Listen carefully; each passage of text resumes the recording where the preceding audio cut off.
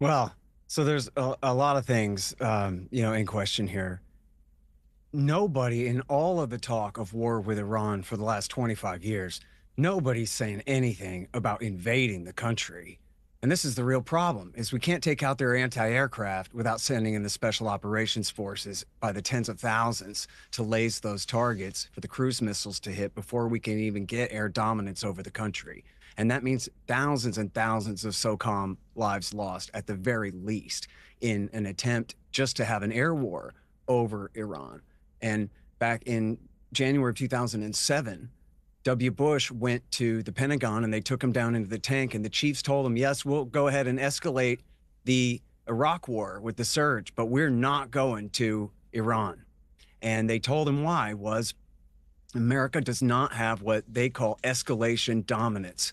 So in the event of an all-out war between America and Iran, would America win eventually? Of course. We got B-52s, comes down to it. We got H-bombs. They do not have atomic weapons.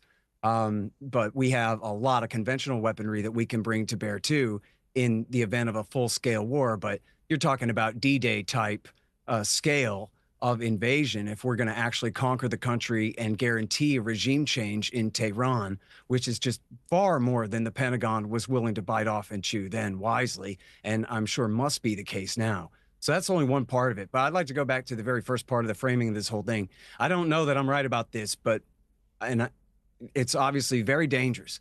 But I believe that what's going on here, and I'm not spinning for Trump either. I'm against this approach.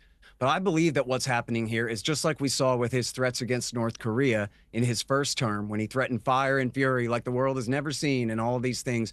He was really just trying to force Kim to the table. That's his idea of an opening negotiation point. And in this case, the Ayatollah's guys and Trump's guys are meeting this Saturday in Oman to start talking. And the Iranians have said they're not just going to capitulate to American demands, but of course they're open to negotiations.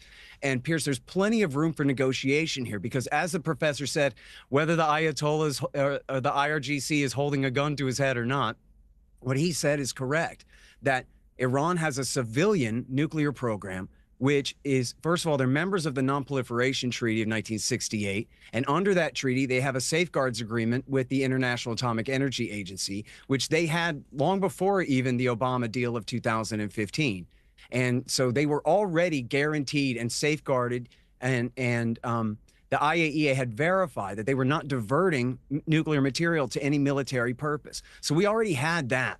Then when Obama came in, he added the deal of 2015, which essentially just scaled back Iran's civilian nuclear program further and expanded inspections.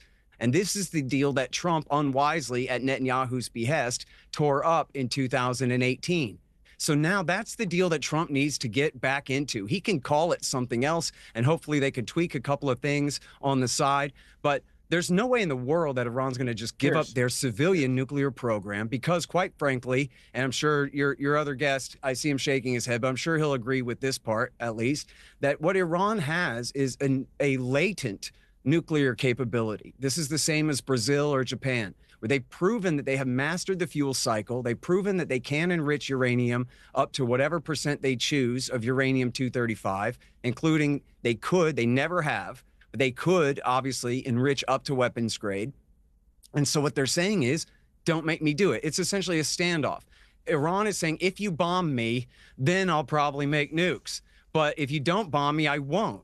And the Americans are saying, don't make nukes or we'll bomb you. So as long as everybody holds still, it's fine. And we can negotiate a more peaceful and cooperative relationship going forward. Because quite frankly, there's no reason to believe that the Ayatollah would make nukes unless we attack them. I want to be respectful, but I want to jump in here. And there's no need to interrupt me. I'm willing to listen to you. Takeaway. Horton advocates restraint, warning of the impracticality of war with Iran and defending its nuclear rights, positioning diplomacy as the only viable path. Analysis. Content overview. Morgan asks Horton if Iran could withstand a U.S. military assault. Horton argues a full-scale war would be disastrous, citing Iran's anti-aircraft defenses and the Pentagon's 2007 rejection of Bush's war plans due to lacking escalation dominance. He estimates thousands of U.S. Special Forces losses just to secure air superiority, ruling out invasion. Horton interprets Trump's threats as a negotiation tactic, akin to his North Korea strategy, noting talks scheduled in Oman. He defends Iran's civilian nuclear program as legal under the NPT, verified by the IAEA, and blames Trump's 2018 JCPOA withdrawal for current tensions, urging a new deal. Rhetorical strategies, Horton's analytical tone, backed by historical references, 2007 Pentagon talks, project's expertise. His cost-benefit argument, high U.S. casualties, no clear victory, appeals to pragmatism, targeting anti-war viewers. By framing Iran's program as a latent deterrent, he normalizes its capabilities while advocating de-escalation, using technical terms, NPT, IAEA, to ground his case. Panelist dynamics, Horton's uninterrupted monologue contrasts with Ferguson's aggression, positioning him as a voice of reason. His critique of Trump aligns with Morandi's anti-US stance but diverges in its libertarian focus, setting up tension with Ferguson's hawkishness. Context and implications, Horton's analysis reflects anti-interventionist skepticism, rooted in post-Iraq war disillusionment. His military assessment is plausible, given Iran's missile arsenal and terrain advantages, but downplays its offensive proxies. The JCPOA critique aligns with expert consensus that its collapse accelerated Iran's enrichment, though he avoids Iran's subsequent violations. His diplomacy push assumes Iran's rationality, which hawks dispute, and ignores Israel's influence, a key driver of U.S. policy. The segment provides a nuanced counterpoint but risks being overshadowed by emotional appeals. Summary. Horton warns of war's high costs, defends Iran's nuclear rights under international law, and blames U.S. policy for escalation, urging renewed diplomacy to avoid conflict. Conclusion. Horton's segment offers a compelling case for restraint, grounded in military and legal realities, but its technical focus may struggle against the debate's emotional tenor. It challenges hawkish narratives effectively, yet risks being dismissed as appeasement by critics.